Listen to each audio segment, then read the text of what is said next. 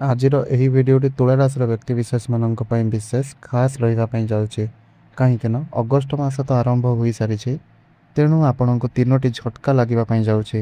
ତେଣୁ ସମୟ ଥାଉ ଥାଉ ଆପଣ ତାହା ବୁଝିଯାଆନ୍ତୁ ଏବଂ ଆପଣଙ୍କର ନିଦ ଉଡ଼ାଇ ଦିଅନ୍ତୁ।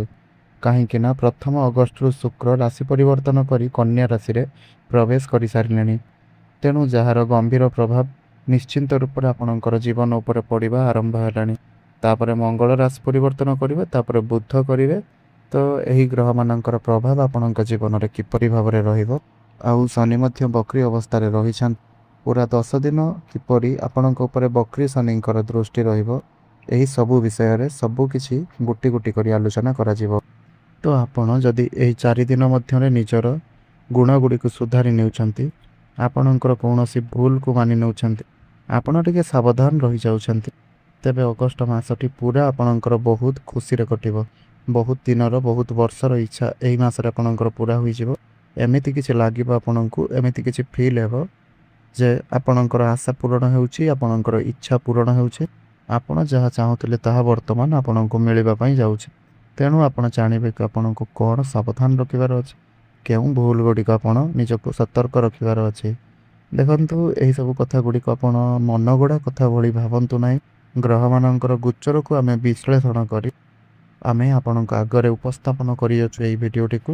ତେଣୁ ଆପଣଙ୍କ ସାଥିରେ ନିଶ୍ଚୟ ରୂପରେ ଏହା ଜଡ଼ିତ ହେବ। ସେଥିପାଇଁ ଆପଣ ନିଶ୍ଚୟ ରୂପରେ ଭିଡ଼ିଓଟିକୁ ଶେଷ ପର୍ଯ୍ୟନ୍ତ ଦେଖନ୍ତୁ। ଭିଡ଼ିଓଟିରେ ଆଗକୁ ବଢ଼ିବା ପୂର୍ବରୁ ଯଦି ଏପର୍ଯ୍ୟନ୍ତ ଆପଣ ମୋର ଚ୍ୟାନେଲକୁ ସବସ୍କ୍ରାଇବ୍ କରିନାହାନ୍ତି, ମୋର ଚ୍ୟାନେଲକୁ ଲାଇକ୍ କରିନାହାନ୍ତି, ତେବେ ମୋର ଏହି ଚ୍ୟାନେଲଟିକୁ ସବସ୍କ୍ରାଇବ୍ କରି ଭିଡ଼ିଓଟିକୁ ଗୋଟିଏ ଲାଇକ୍ କରିଦିଅନ୍ତୁ ଏବଂ ଭକ୍ତି ଆଉ ଶ୍ରଦ୍ଧା ମନରେ କମେଣ୍ଟ ବକ୍ସରେ ଜୟ ଜଗନ୍ନାଥ, ଜୟ ମା ଲକ୍ଷ୍ମୀ ଲେଖି ମା ଲକ୍ଷ୍ମୀ ଏବଂ ପ୍ରଭୁ ଶ୍ରୀ ଜଗନ୍ନାଥଙ୍କର କୃପା ପାଆନ୍ତୁ, ଆଶୀର୍ବାଦ ପାଆନ୍ତୁ।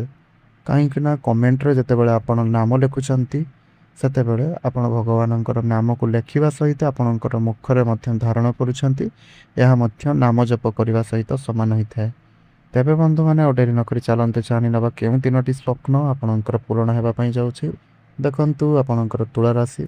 ତ ତୁଳା ରାଶିରେ ଶନି ବକ୍ରି ଅବସ୍ଥାରେ 27 ଜୁଲାଇ ଠାରୁ ରହିସାରିଲେଣି। ତେଣୁ ଶନି ଆପଣଙ୍କର 6ଠ ଘରେ ଅବସ୍ଥାନ କରିଛନ୍ତି, ଋଣର, ରୋଗର ଏବଂ ଶତ୍ରୁର ଘରେ।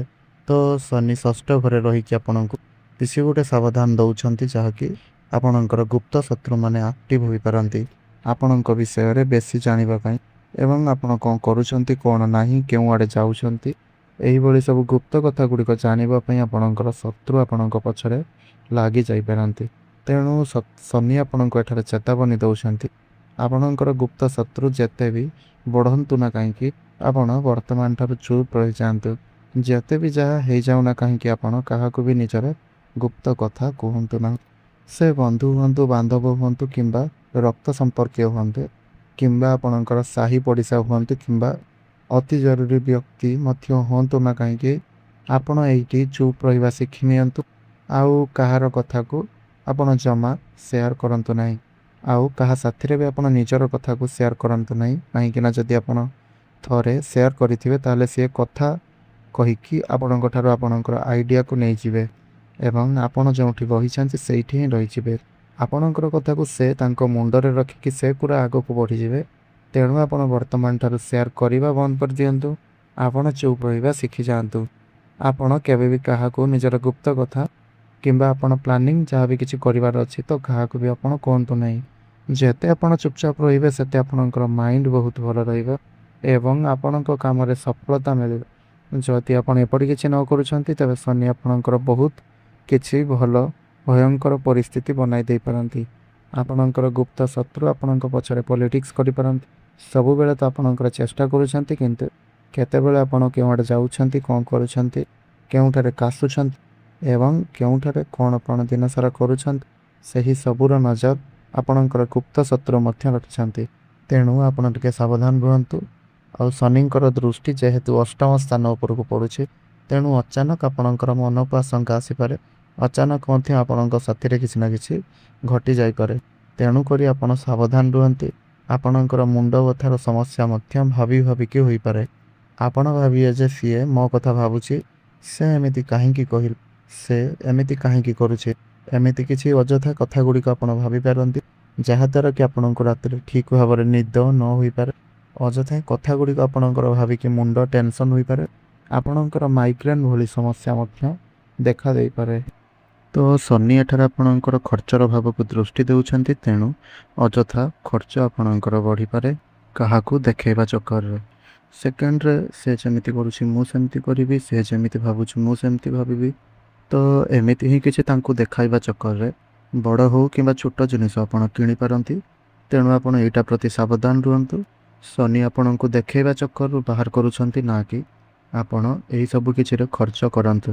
କାହାକୁ ନେଇକି ଯଦି କୁଆଡ଼େ ଯାଉଛନ୍ତି ତାଙ୍କ ପଛରେ ଆପଣ ଖର୍ଚ୍ଚ କରିବେ, କାହାକୁ ଦେଖେଇବେ ଯେ ମୁଁ ପଇସା ଇନକମ୍ କରୁଛି, ଏମିତି କରୁଛି, ଏଟା କରୁଛି, ସେଟା କରୁଛି।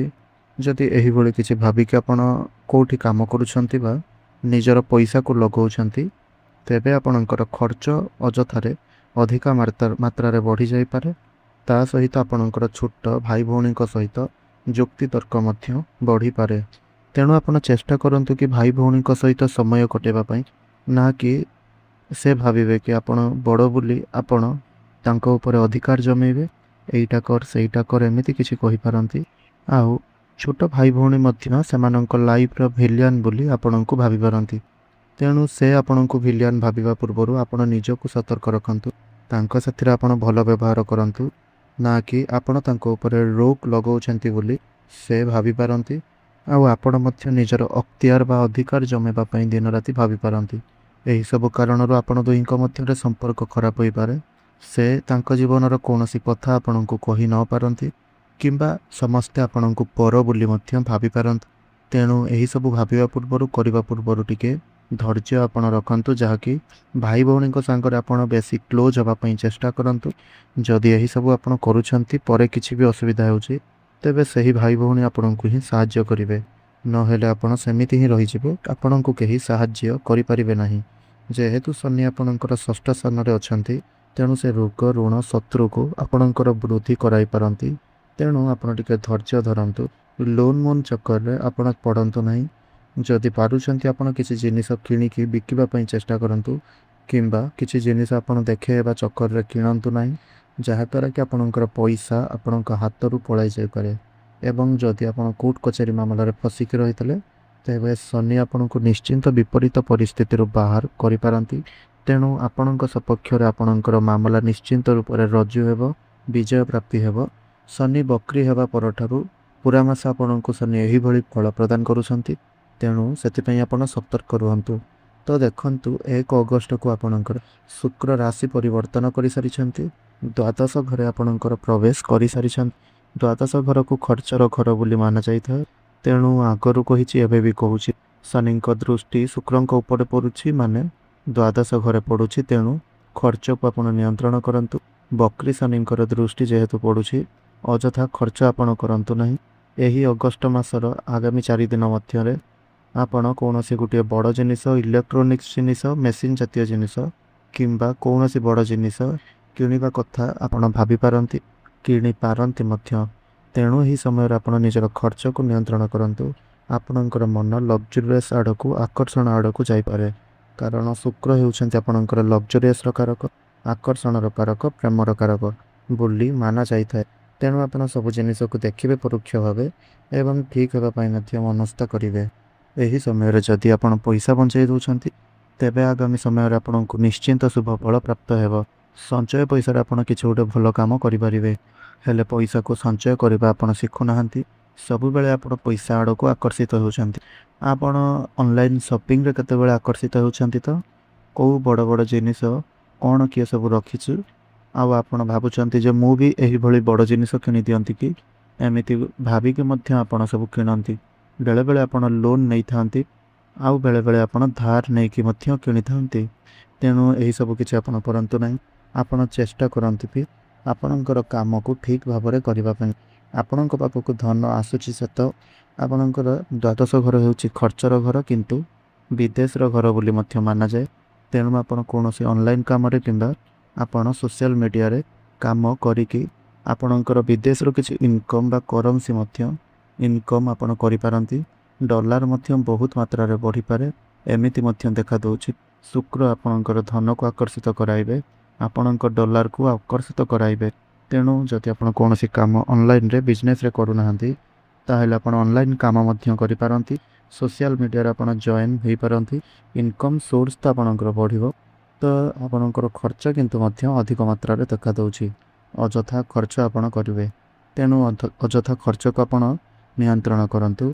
आगामी 10 दिन भितर आप निजर मन को संभालतु किसी जिनिस न किणापी आपण किणापी बाध्य हो कि सारा पर आपणकर मन कर सब जिनिस किसी मोर दरकार नाला मु अजथार किणीदेली तो किणवा पर आपणकर मन को कन्फ्यूजन आसो फेरईवाई आप चेष्टा करपारती एत सारा समय क्या पाखे अच्छे एत सारा टाइम क्या पाखे गढ़ी एत पाखे समय क्या पाखे यही सब कम गुड़ करने रही तेणु आप सब जिनिस गुड़िक किणे कहीं फेरइबे कहीं आपण ताकू किणतु ना कि फेरतु ना आप निजर खर्च को नियंत्रण करूँ। शुक्र आपणकर द्वादश घर रही आपणकर खर्चर भाव को बढ़ाऊँच धन आपण पाखक आकर्षण कराऊँच इनकम को आकर्षण कराऊँच रोग बढ़ाऊँच। शुक्र होती मिठार कारक तेणु आप सब चेष्टा करेंगे जो बाहर खाद्य को खावाई मिठा खाद्य खावाई से सब खाଇବା द्वारा आपणकर चर्बी वृद्धि हो पारे आपणकर ब्लड प्रेशर वृद्धि हो पारे एवं डायबिटीज भली समस्या आपणकर देखा दे पारे तेणु आपण टिके धैर्य धरन मिठायुक्त खाद्य गुड़िक ठार दूरे रुहतु मैदायुक्त खाद्य आप दूरे रुहतु ना आपण को शुक्र आकर्षित कराइबे आपण आकर्षित होइकी खाଇବା द्वारा आपण शरीर खराब हो पारे हॉस्पिटल चक्कर आपण काटि पारंती तेणु आपण धैर्य रखंतु शुक्र को संतुष्ट कराइबा किछि उपाय रही जहाँ मुझे कहबी आपन को तो आपड़ से उपाय गुड़िक निश्चिंत करूँ।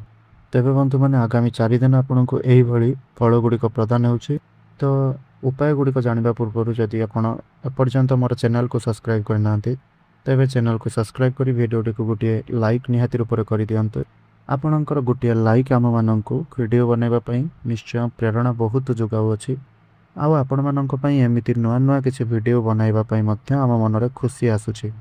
तो उपाय स्वरूप देखु आपणकर राशि अधिपति शुक्र तेणु शुक्रवार देखिक चना एवं मसूर डाली आपण देखिकी जहाँ को आवश्यक पड़ुछि ताकू दियंतु गोमाता को सेवा करंतु गोमाता को घास चारा खाइबापी दियंतु शनि को संतुष्ट कराइबापी शनि मंदिर जाई किछि भिकारी माननकु दान दक्षिणा दियंतु एवं मंगल को संतुष्ट कराइबापी हनुमान चालीसा प्रत्येक दिन पाठ करंतु ओम नमः शिवाय मंत्र जप करंतु सूर्य नारायणकर मंत्र प्रत्येक दिन पाठ करी तांको जल अर्पण करंतु देखिए जितेबाला आपणकर बाधा विघ्न आसुछि सेही समय आपणकर मन शांत रहिबो। यह सहित राहु केतु को शांत कराइबापी काऊ को किछि खाइबापी दियंतु देखिए यह द्वारा आपण को सफलता प्राप्त हेबो। तेबे बंधु मैंने आज वीडियोटी आपको किपरि लागला ताहा निश्चय आप कमेंट बॉक्स रे जणाइबे। जदि एपर्यंत चैनल को सब्सक्राइब करना तेबे गोटे सब्सक्राइब करी वीडियोटी को लाइक निश्चय रूप से करदेवे। धन्यवाद।